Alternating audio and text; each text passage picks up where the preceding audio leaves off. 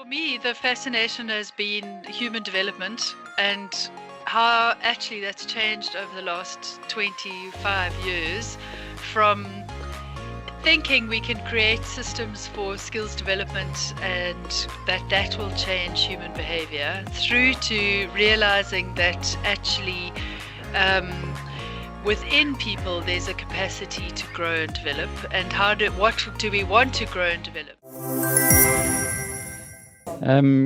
Good day. My guest today is someone who has spent over 2 decades transforming the way we think about leadership, change, and human potential. She's not just an academic or an executive coach. She's a trailblazer and what I think is one of the most overlooked revolutions in business today, neuro inclusion. Dr. Sarah Babb is the co-founder and managing director of Stimm, a company that's on a mission to make workplace radically more human and more future fit. We're very grateful to have you here today with us. So welcome to the podcast, Sarah. Thank you, Ralf. Good to be here. So, I mean, yeah, maybe you can tell us a little bit about what got you to this point in your journey. So for me, the fascination has been human development and how actually that's changed over the last 25 years from thinking we can create systems for skills development and that will change human behavior through to realizing that actually within people there's a capacity to grow and develop, and what do we want to grow and develop. So what are the futures of our businesses and companies? So was focused for a time looking a lot at scenarios and futures and what capacities do we need to take us into the future, through to realizing we can have the skills, we can have the systems, we can have the vision, but unless we're fully engaging ourselves as human beings and our thinking, then actually what can we actually create without that? So it has been an evolution and a shift in focus, but very much now intrigued around the inner capacities that we have. And we know with the AI, digital transformation, human exchange, that where we're going and where our humanity is so important, but our thinking is still so critical, and some really interesting thoughts and needs around that. So neurodiversity being for me not just the diagnosis of neurodiversity, but actually how do we bring in our diverse neural thinking? How do we best engage that? Because that's what we really need to sustain and grow, particularly as a continent, to be able to leapfrog. Let's see how we can best include all our best of humanity and thinking is for me a current curiosity and provocation, really. Wow. And I mean, neurodiversity really came to me about a year ago, not even, at the Future of HR Summit. And one of the presenters talked about neurodiversity. I said, what is that? Sounds exciting. Yeah, I think so. It has been a shift also in what is neurodiversity and how it's defined. I think it's really interesting that it actually comes from a sociological term Judy Singer brought in the 50s to try and shift our thinking away from a medical deficit model that there's something wrong with you, and the term of neurotypical versus neurodiverse was quite exclusionary to say actually we're looking at neurodiversity. And even more so now, I'm loving the definition Dr. Fung uses in Stanford, and part of the movement of saying that actually we are all diverse in our thinking, and that neurodiversity is a part of normal human variation in brain functioning and behavioral traits.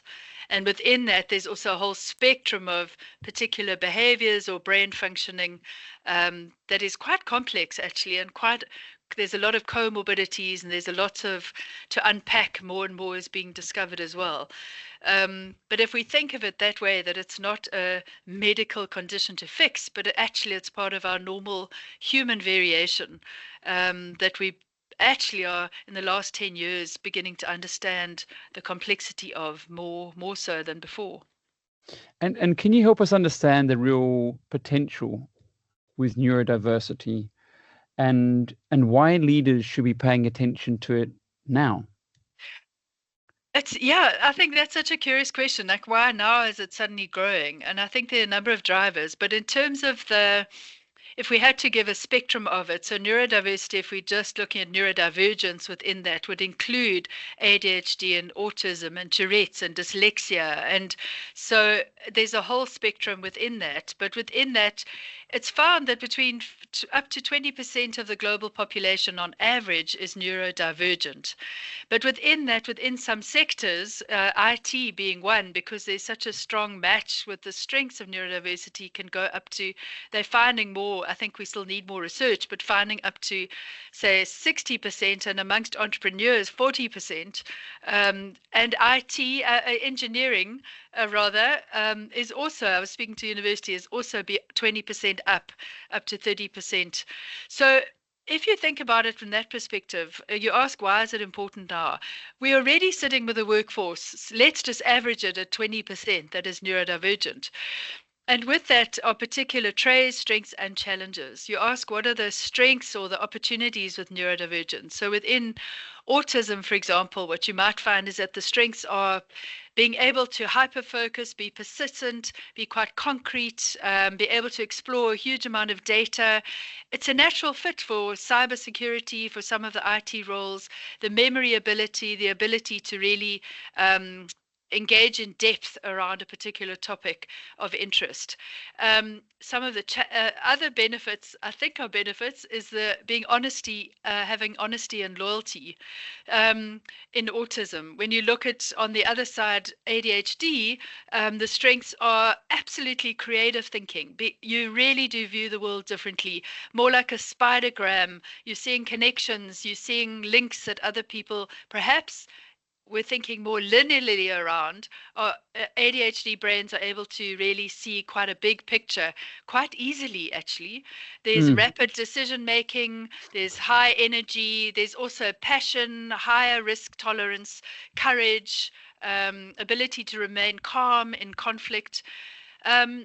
These are strengths. Of course, you look at the other side, we're often labeled ADHD as impulsive or lack of attention. It's not actually. ADHD can hyperfocus, long as it's of interest and is novel to that person, right? So, and I'm ADHD, I'm sure of it. Yeah. All those things you've mentioned, that's me. Yeah. And so, but yes, so, but everybody has these quirks. And I think so what's happening in businesses, there are a number of drivers that are really saying, are we engaging our workforce? Because we see the Gallup workforce stats are horrific. With 62% of our workforce globally is disengaged. I mean, that's unbelievable, let alone is it 30% are actively disengaged. So even if you just look at your current workforce, how are we engaging everybody? There's the sense of talent, missed talent, because if you're not recognized and seen for your strengths and enabled to thrive in a safe environment, you disengage. So there's the current workforce. There's the future opportunity of these skills that these strengths of neurodivergence are well matched to. So we're needing, in this world of digital transformation, creative problem solvers, empathetic, dyslexia, interestingly enough, has been found to have the strengths of being observant, of actually being very good at social engagements, because there isn't the reliance on sort of text and reading. So emotional agility, social authenticity, critical thinking, creative problem solving. These are the strengths that are natural to neurodivergent profiles, and that actually are the skills you can even correlate with the World Economic Forum's findings of what the top 5 skills are that we need into building future fit companies. So why aren't leaders taking enough attention to this? I wonder twofold. I wonder if it's lack of awareness, and partly linked to what's been a predominant paradigm around neurodivergence in the medical fraternity still to this day, that this is classified as a disability under the DSM framework. and that you do get medically diagnosed and it's seen as something you medically medicate. Is that a word? Medically medicate, that you somehow need to sweep away.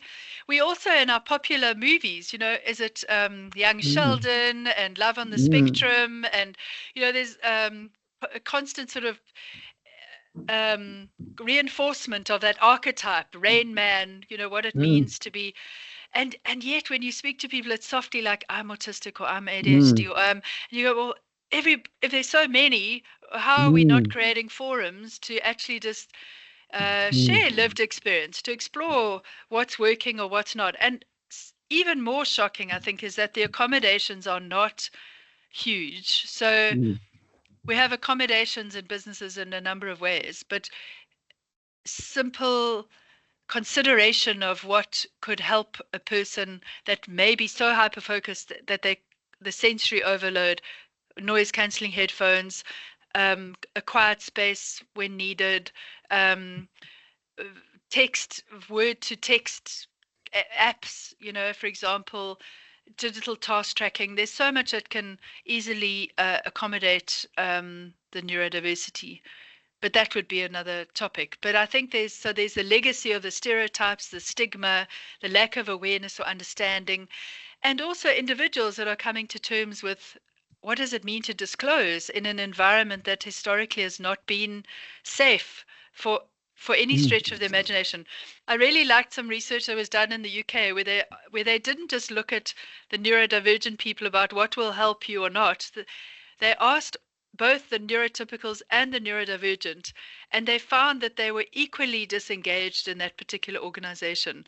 So Mm. again, we make assumptions about we can fix this, as opposed to asking individuals, what do you need to be able to thrive in this environment?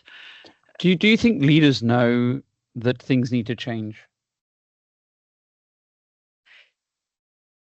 Um, I wish more.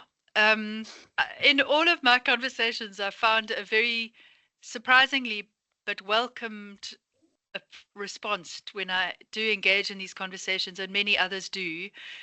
Um, and to really move away from I'm an individual that's treating myself individually, hush hush on the side, and then I come to work.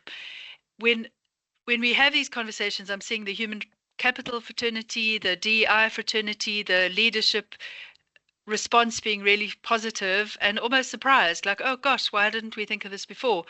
But I think in South Africa, we've also had many other priorities. So the scene diversities have taken forefront, understandably, in terms of Mm. race and gender and other inequalities that have needed to be addressed. We've got so many crises and issues to deal with. And I think Mm. the opportunity is now to say, but how can we capitalize on the unseen diversities that can really add value to your business and the future of your business? For me, is such an exciting conversation. So I'm Yeah. excited to be having that. Yeah, and I think from a human perspective, I mean, my son was diagnosed with ADHD, and I, I suppose these are words that went around until you have this lived experience of what it does to you and how you interpret the world. And I think you're right. The cost of getting the medication, the cost of seeing the specialist, not many people can Mm, possibly get. A common theme that I heard from people about my age was I was probably also ADHD, but I was never, diagnosed. yeah, And without the medication, I've learnt these skills to cope or yeah. to thrive in this opportunity. I Mm, I think the one thing that sort of did scare me a little bit was the reception from both the teachers, my son, and some friends in terms of, I don't know if it's ignorance or labeling, where it was looked mm. at as a disease, like you mentioned. And I think you mentioned it earlier. I repositioned it as a superpower. So I was like, "You are the luckiest." Wow. He didn't go for it initially, but I mean, I was like, Absolutely, absolutely. Yeah, and you've done that, and at least your son now can be looking at what tools will help him, and what understanding himself better in the world, and not to feel out of place, or and how to deal with the labeling. But yeah, as you say, it's sort of surprising when you do know. How do other people not know? Like so it's like. It's a shame in that context too that especially educators, they're not educated. Even the psychologists, we work with medical practitioners, and this one specialist in neurodiversity was saying she's still educating her medical practitioners who have sort of no training. So I think there is a need to raise awareness. And to be changing the discourse around what does it mean? Like, oh, how wonderful, or how Mm, interesting, or how mm, curious. What does that mean for you? I was speaking to an entrepreneur, Gary Kiriakou, who started Marble and Saint and Zoo and The Pantry, like super successful entrepreneur. And he speaks openly on the platform about being ADHD and dyslexic. And he speaks about when he was at school, he was labeled dumb, mm, stupid, um, and doomed to be a failure. But he found that experience actually became a driver for him mm, in driving his success as an entrepreneur. But even more, what I found fascinating is part of the reputation of his restaurants is the hospitality and the absolute care, customer care, and attention to every individual guest that comes into the restaurants.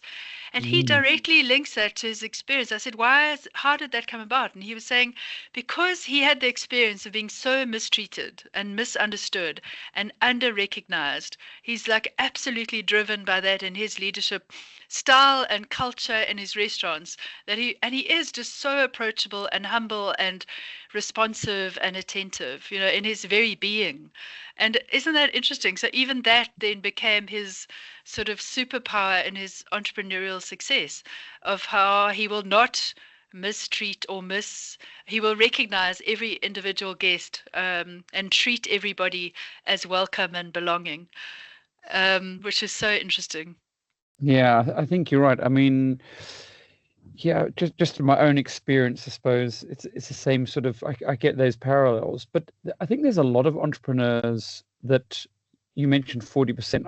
The ones I know all seem to have one of these traits. Um, um, and I think my dad framed it quite well once. He said, "Why does your son work for you?" And he said, "No one else will employ him."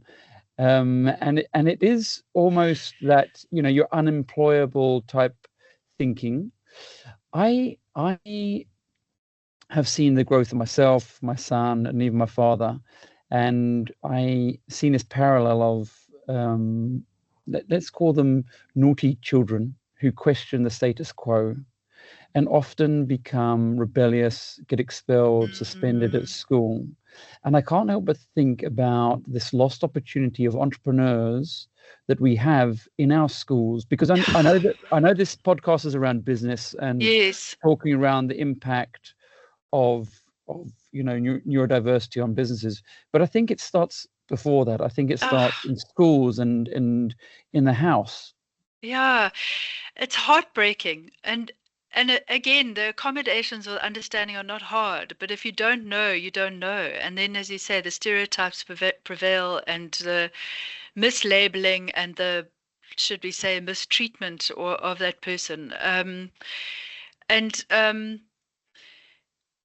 I think the the lost opportunity does begin at school and with families. So one of the Mm, things we do is we hold communities of support, and we found a huge traction for parents coming to this, particularly as the child grows up and as a young adult. Adulting is different these days, right? Let alone with the economic pressures, you're still at home and whatnot. But being neurodiverse and then not being judged, you find that there's underemployment of neurodiverse population for sure. And then even within that, there's underutilization of skills, because you'll take the easier job, just to get employment.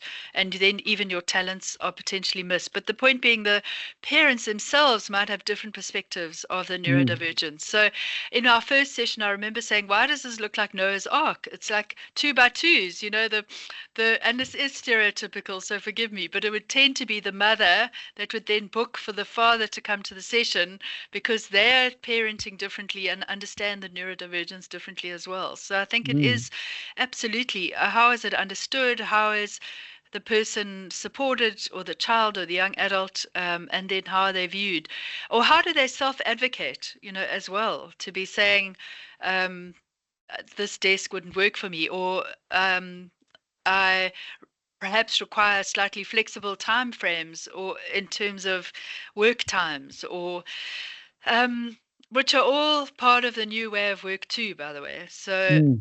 I can take a little deviation from this into the new way of work, but the Mm. technology and the way of working with hybrid working absolutely supports the neurodivergent profile. Do you think so? I found that I struggled more working away from a team than I did coming to the office. So But hybrid, so when you don't have to be yeah. in the office all the time, right? Mm. I think Yeah, that's more, yeah, that's more of the yeah. theme. Yeah, I mean, I, I th- I think one of the things that you mentioned earlier was looking at employees as individuals with their skills and their capabilities. I think the biggest fear that I see for organizations at the moment is AI. So as an opportunity, embracing it, but then also for those that aren't able to get out of their comfort zone, essentially, and to move towards this new way of learning these new skills and these capabilities. Yes. I mean, do you also feel like there's things that organizations need to do to embrace things like AI and the new way of working, and how can they do that? Yeah. So, so certainly for me, the approach is the synergy between human and AI strengths. So it comes back to what do we see as the strengths. So if we're still talking with the link with neurodiversity, how exciting that you can automate all the boring, repetitive tasks if you're ADHD, and then you get to engage with the exciting novel customer engagement or new opportunities or creating, or like that would be such a good synergy. And I know you just mean not just meaning neurodiversity, but similarly with ADHD, if I mean with autism, if you're on the spectrum and you want to hyper focus on coding or a particular challenging task behind the digital tech, you can do that too, because the space for the specialization in those AI related new jobs or digital transformation new jobs is growing hugely. So what they've found, for example, is I just want to find the actual list, but there's a direct correlation with some of these jobs. For example, obviously the software and data engineers with pattern recognition and logic-based problem solving, or cybersecurity analysts with rule adherence and anomaly detection, data scientists, product designers, engineers. There's all a mix and creation of new jobs that matches that too. Um, so, so I think there's opportunity to bring the synergy of as humans, our critical thinking, our social engagement, our empathy with customers and markets and each other, and genuine creativity, and to align with AI, in terms of what's possible. I mean, if we're losing this lost opportunity of 20% of the workforce in South Africa or globally, what does a future fit culture for organizations look like? If- You know what? I love that question because for me, it's two things. The one is the way of working and having flexible work practices, as we know we need that. So the future fit organization has to be flexible in terms of its operating model, in terms of being skills based, not job based or qualification based. So, in other words, and this is a trend where some of the bigger firms, Salesforce and others, are saying we're not just going to have job titles and qualifications, we're going to have skills that we need that we can then combine into flexible product or production or teams, multi collaborative, multidisciplinary teams to create fast action. So the whole operating model becomes then around a way of working that's flexible. That culture then to do that would need to be inclusive. because you need people to be engaged, to feel included and seen. So you're brought into different ways of working. That inclusive culture means we're not just seeing you for your optics or what's on paper, but actually what are you bringing functionally in terms of your human capacity and your thinking capacity to that job. So the inclusive culture is moving beyond just diversity, but actually who are we including the unseen diversities of thinking and neurodiversity. So that the way of working is different and the employee engagement becomes much stronger because now I'm being pulled into my strengths um, based on the need or that task. I'm working collaboratively across a value chain or on a particular problem. And so that flexibility and engagement is achieved. So the future fit firm, which is emerging already as being positive, is happening already, signs of that. Mm. And again, it's a good match for neurodiversity because you're matching your strengths and in a culture where you're seen, where you matter. Yeah. I mean, when you say this, it sounds really logical to me. That you got the skill set. No, it does. It's like, okay, it makes sense. It does. Yeah. And then I think of the poor person in HR. Yeah. And you talked about complexity in the workplace, but Mm. how complex is it to create a system that is agile enough to identify people for these different and right roles and engage with them? And you know, I've got children, like there's a thing called fair, and so we're indoctrinated into this fairness mentality and this, you know, how does a HR practitioner or an executive deal with the complexity of this assignment of tasks and responsibilities to the right people? There are already so many systems available. So skills minor, skills based, even Workday has a skills based component. I don't think the tech behind matching skills and people and opportunity is there. I think it's the legacy of siloed, structured organizations that we still have our departments and business units. And that to me is the bigger shift of how do we build businesses around a value chain as opposed or value creation. So what we do is we have our siloed business, and then everybody I speak to, I don't know if this is your experience, then has an added job of being part of some project, which is more a spidergram, and they've got 3 or 4 reporting lines, which is the reality of their job. So I'm in this project to create that. I'm in that project. I must collaborate with them and with them. I mean, I was working with one of the big banks who was automating the back end finance function. And they were now going, oh my word, what's the job of our CAs that were sitting doing the budget and the forecast? They're now at a press of a button. It's done for them.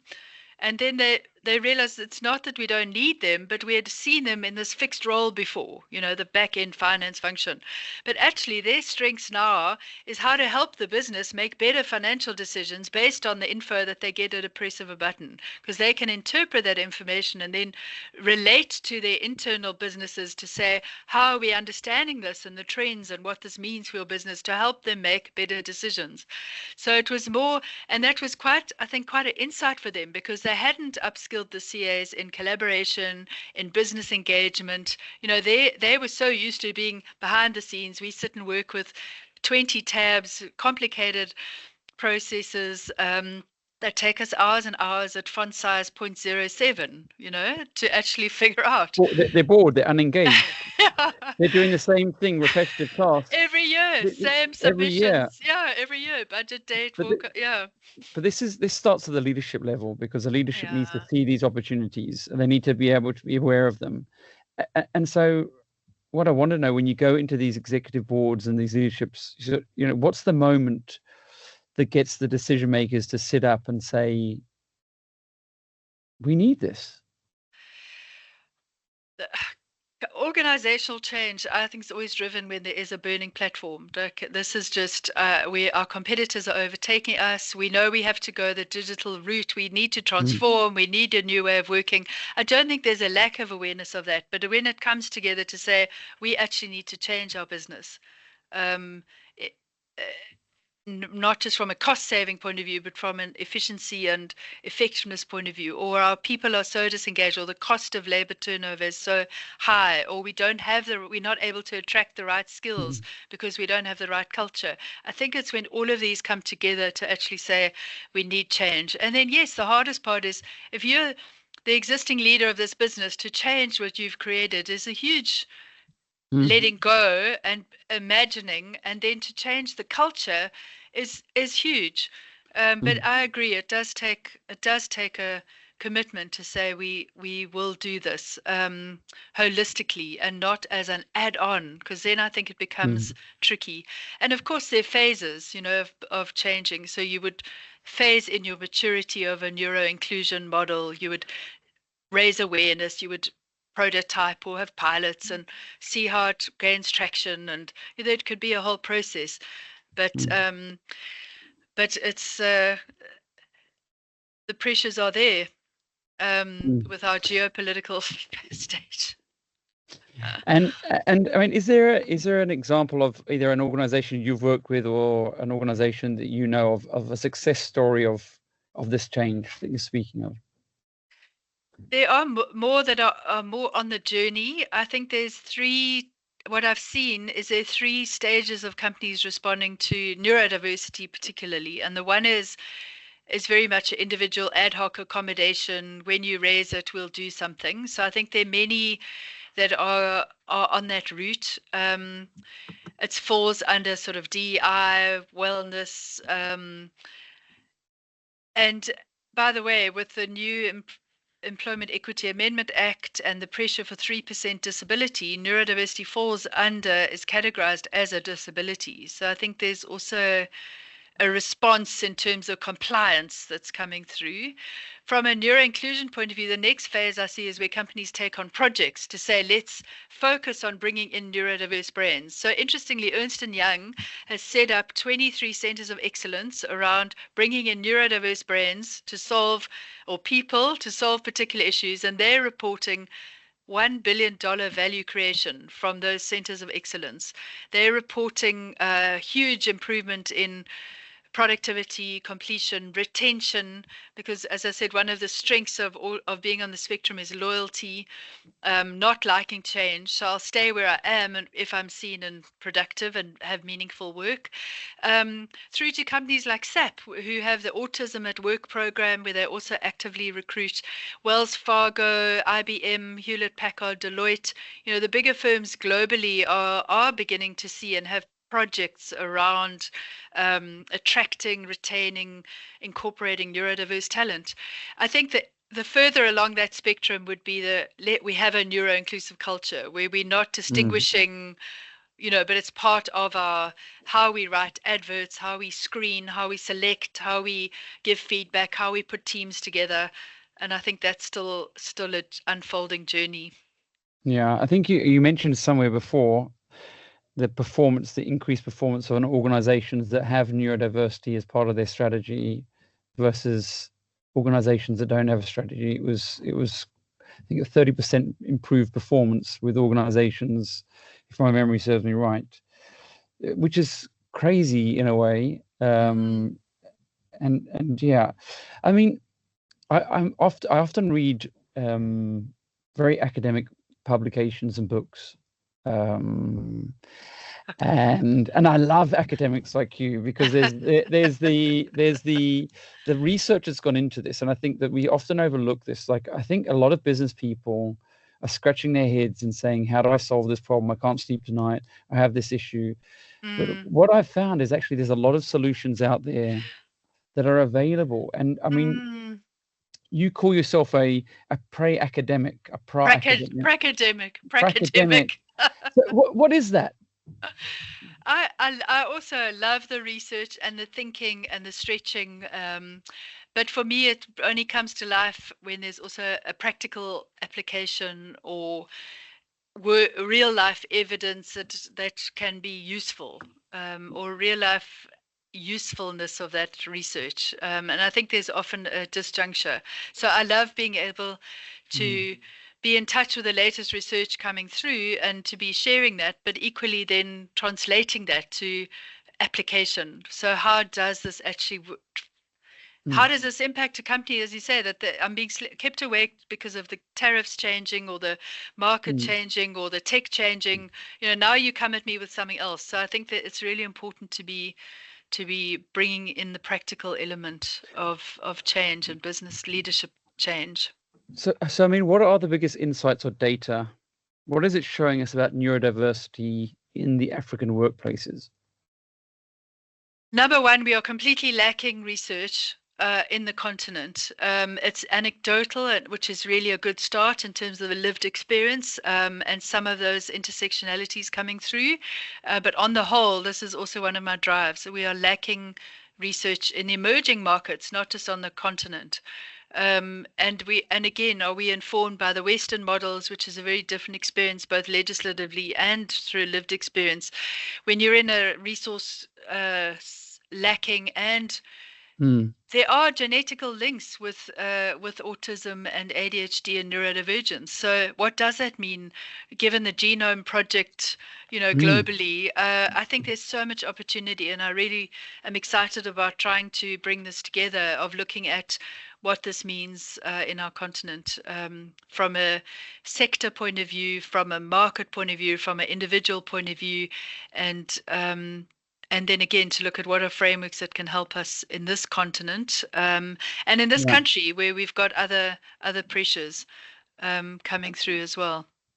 Yeah, I mean, we do the Top Women with Standard Bank program around women entrepreneurs and gender empowerment,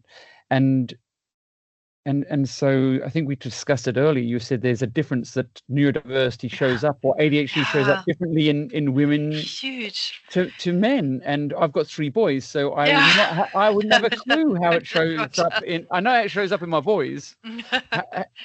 How does it show up in women then? You mentioned that older women are now starting to see it. What are they seeing? What are they seeing? So the number one, and this does relate to gender stereotypes from a young age, where we are taught to mask. We mask very well. We're very brought up to be attuned to how people feel and being the good girl or fitting in or behaving. It's gender stereotype, I know, but it's still quite prevalent in young girls. Not to be too much, you're seen as dramatic if you're too emotional, or so this masking starts at a young age, and I think with social media that's another whole conversation. And then becoming an adult and a woman fitting into a corporate environment where sadly there's still the minority in terms of executive and senior leadership positions are also masking in terms of fitting into the culture, responding to people, behaving in a way becomes tuned. And then with continued masking, where your nervous system is dysregulated for so long, burnout and crash comes quicker, harder, longer. And that is often then misdiagnosed as anxiety or depression or a sleeping order or eating disorder or addiction, or because then particularly ADHD might be seeking other ways to handle this dysregulation.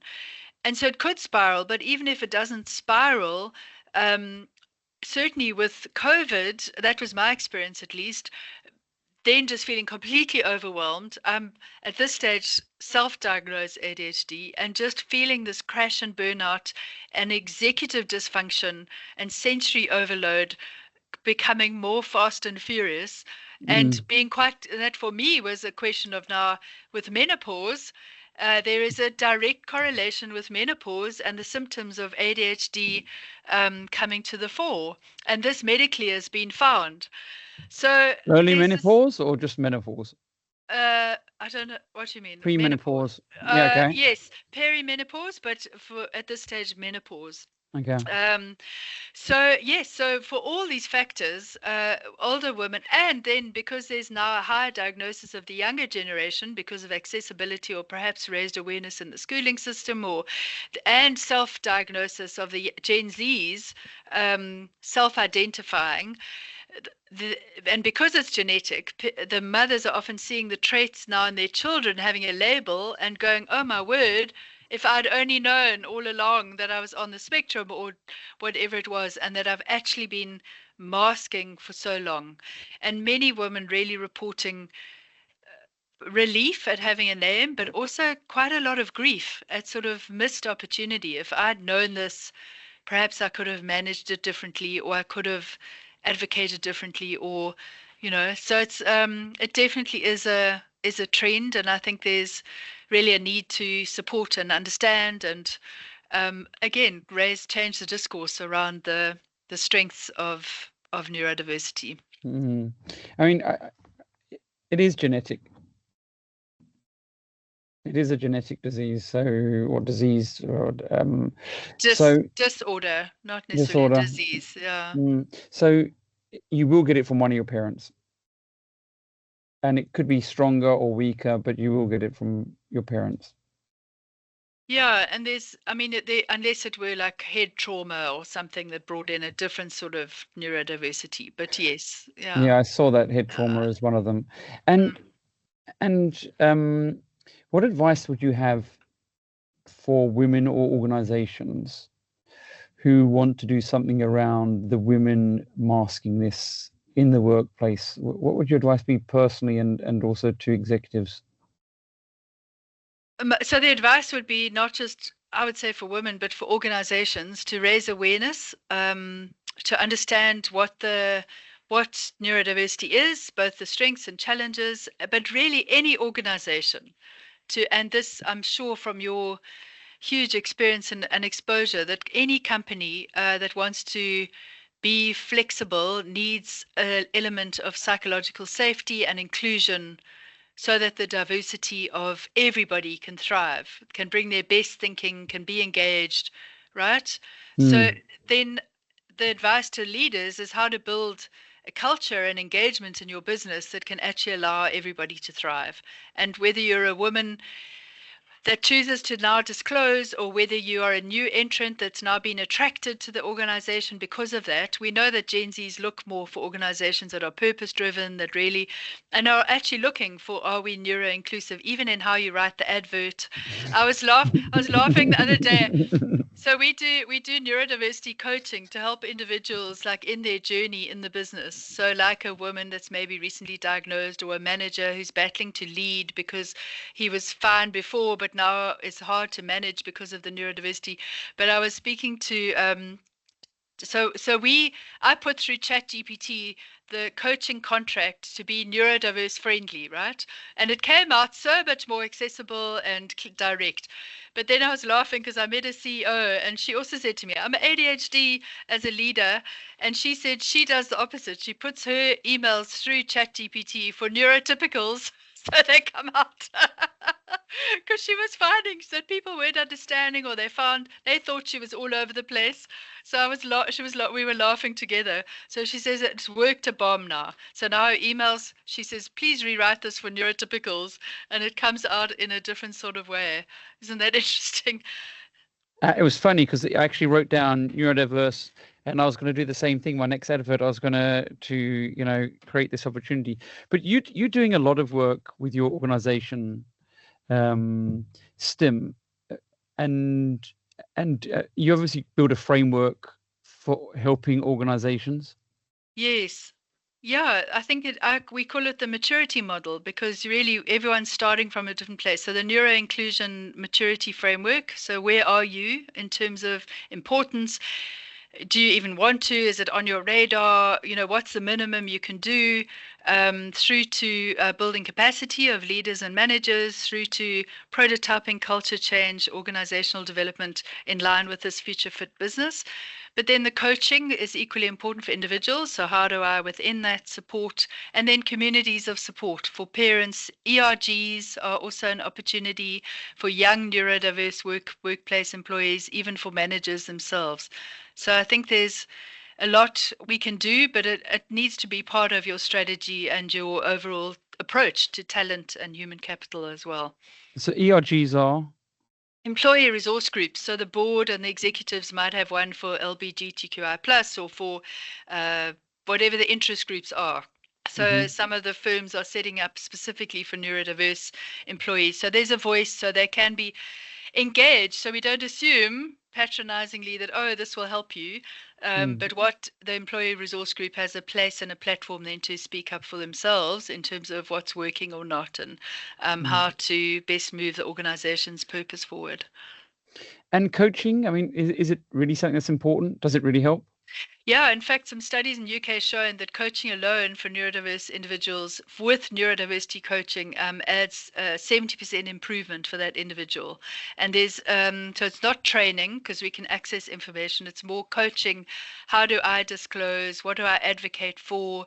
What are my needs? How do I emotionally regulate? What are the work relationships? My executive functioning, my communications at work. So there's different themes within that are specific challenges perhaps for some neurodivergent profiles. So that one-on-one support has found to be quite impactful. A- And coaching for executives and teams as well. I mean, how relevant is that? Yeah, I'm always up for executive team coaching. Often it's what's the need, but also is it seen as a priority? I think that would be part of the building the change readiness of an executive function, and just awareness too. Um, and you know what? Often many of the leaders are themselves neurodivergent, so it also provides a place for a safer conversation for them. And if you could have ambassadors and role models, so this often what I see happen in companies, when there is a leader who's comfortable to disclose that they're neurodiverse, opens up a whole string of opportunity for change and conversation. So yes, it could start at that level too. I mean, you speak about change readiness, and with I suppose the low levels of women, female leaders in organizations, that's obviously one of the readiness changes that needs to happen.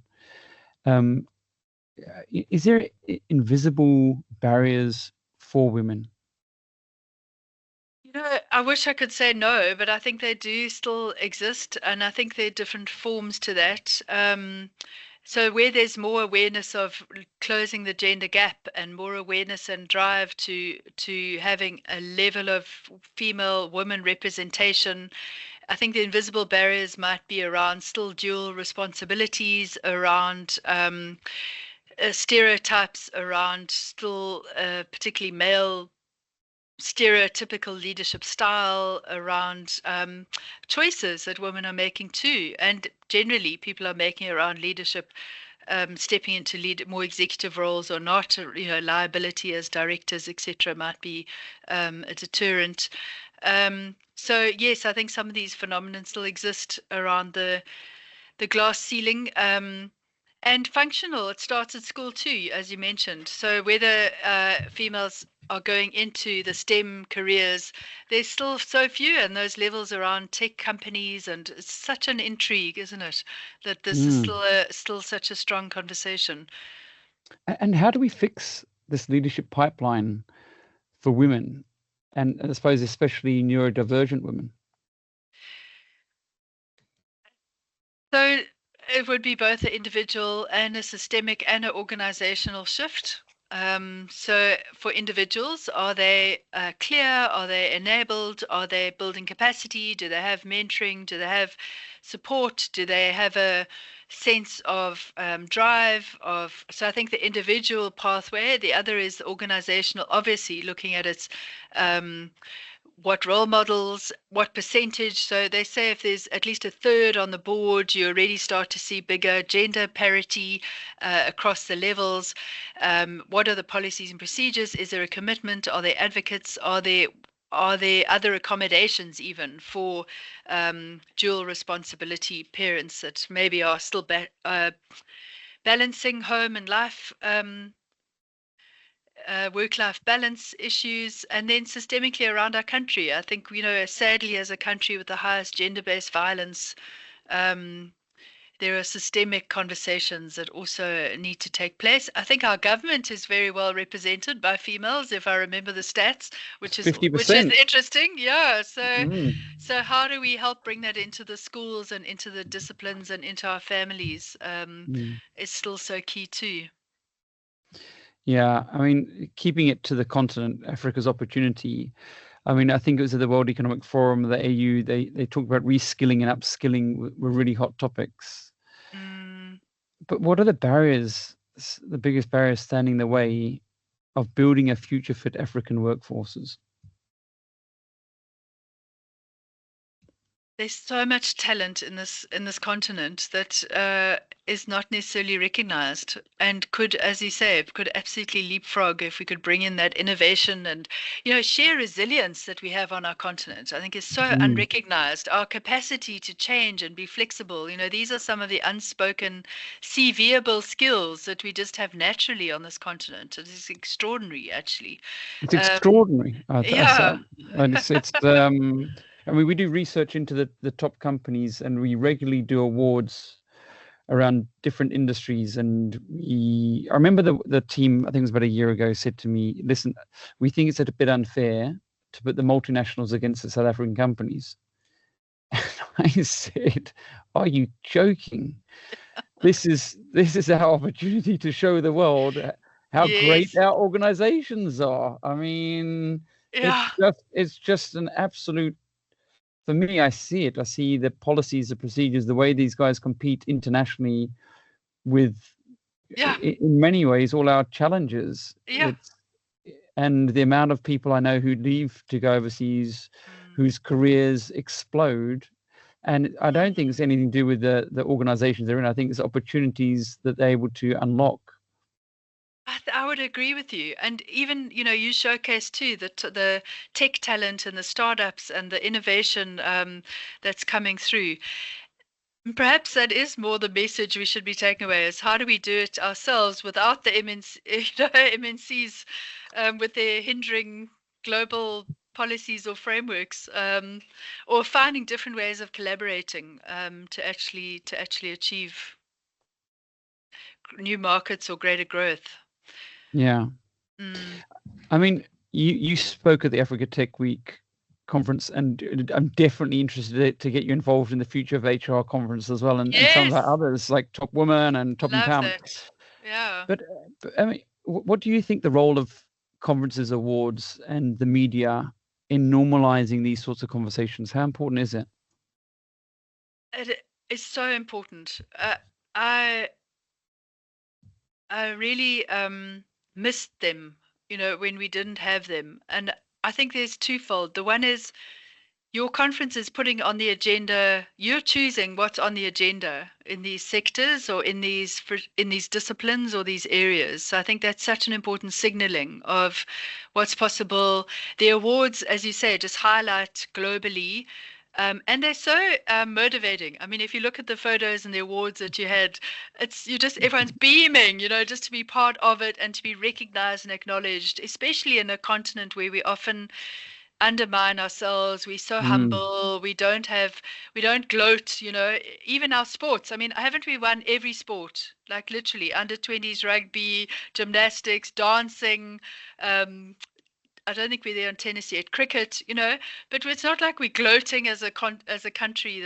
So I think awards gives us a chance to just recognize, to highlight, to celebrate, to even just for those organizations themselves to be recognized as huge. And then media, of course, is key in terms of shifting narrative and also highlighting challenges and opportunities. So I actually do very much believe in the conferences and awards. Yeah, I think we find that organizations that generally do well want to keep those secrets to themselves. And so indirectly through these awards, we're able to also give back to other organizations in different sectors even, and show them, one of the things we ask for is the impact they've created in whatever program they're doing. So it gives other people a case study as well. And I think that's hugely important, that people want to know the impact that's being created. It's not just talking. And that's why the academics are also important, because there's evidence-based changes and information. Actually, you mentioned media, but you also do publishing, and I'm very keen to do more writing with you, because it's exactly that same thing. So I just wrote an article for the Gibbs magazine and Acumen, and that reaches a business audience. And the response I'm even getting, and that's just a basic intro article, let alone case studies and examples, and is like again welcoming and wow, we didn't know this. So I think all those channels are actually quite complementary. I mean, looking ahead, I mean, if you had to I don't know, wave a magic wand and change 3 things about companies operating in the next 5 years, what would they be?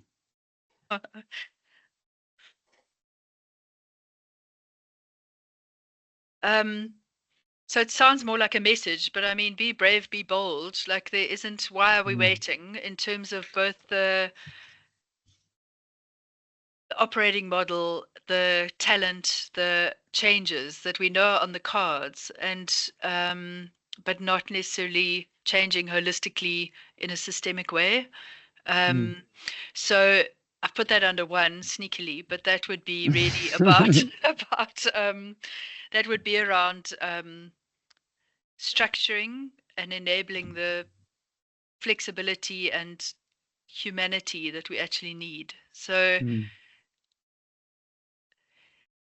once Be that's bold is important, eh? yeah, and Follow your to me, gut. Just do that thing.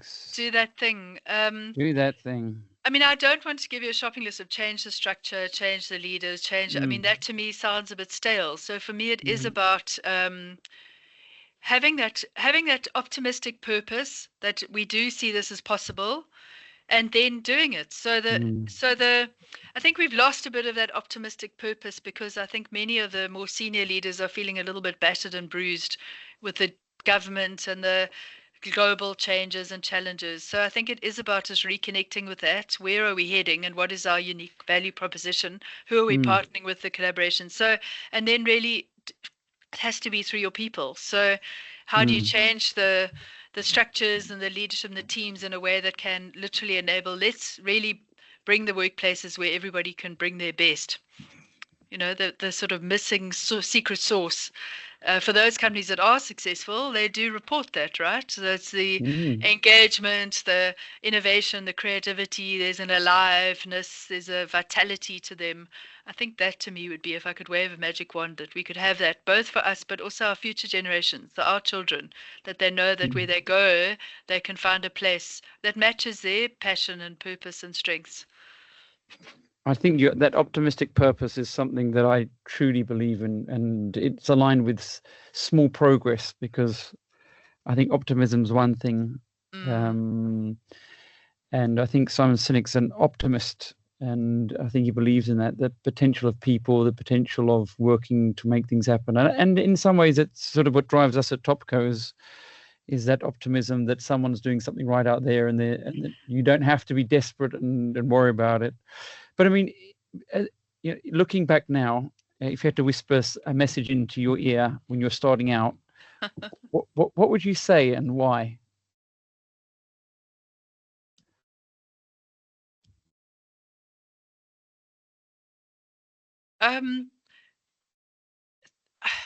Think local, act global. I think growing up in apartheid South Africa, I think even though I had privilege to travel and in work went quite quickly looking at new systems in other places, I think we still had this mentality of we're separate from the world somehow and the continent, and our ambitions perhaps were too limited.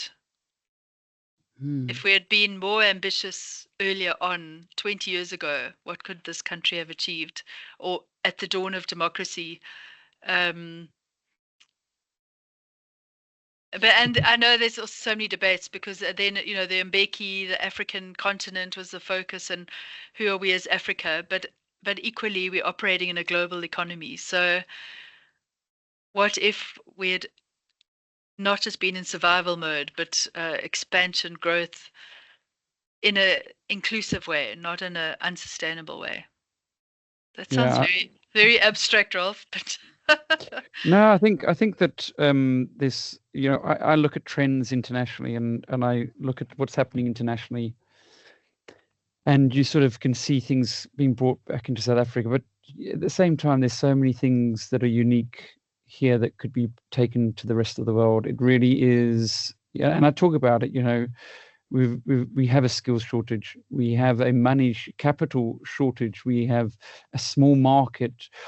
we've got multiple languages, we've got, challenges with our governance, all these things going against us, but yet we have organizations, teams, and a society that has really outperformed the rest of the world in many, many ways. And I just think that we should be so optimistic about what we have here because of that. Yeah, I do think I do agree, and I think the well-being of people is so important because we're not well, and on different scales. And I think if we could have that optimism about what we have, but do it in a way that brings the flavor of inclusive, of diversities, and inclusive of respect, of each other, would be a different way of organizing, actually. A last question for you is that we often listen to these podcasts and these conversations, or we read a book around putting people first, and innately we know it. And then we talking about the bottom line and turnover and those things, and our focus shifts again. How can organizations keep true to their most important asset, which is their people, but also still, in partnership with resourcing an organization properly? What would be your advice to organizations to make sure they keep to that people focus first? Well, the people focus first, in my mind, must be absolutely aligned to their the way the business works and their strategy. So if too often that disjuncture comes when they're separate. So when a business says we want people and we want to focus on business, but they're not seeing how the people is bringing the business. So for me, it's the first of all, the advice would be: are your people and business strategy truly aligned? So for example, if you say, and this is where I've seen so many times working with companies in culture change, that they'll say they want innovation, just to use a little example. They say they want collaboration, that they want to be seen for everybody to belong. But when you look at the actual structure and the programs, it's a complete contradiction. So naturally then, if your KPIs are on number of output, then you're not going to spend time on innovation or risking failure, which we know we need for innovation. When you say you want collaboration, but your structures are so siloed and that you're actually driven to compete against each other, then you're going to follow that. So the behavior will follow what the system is enabling. So my advice would be, first check that if your business strategy truly needs that collaboration and innovation, then your systems and processes must then reinforce that.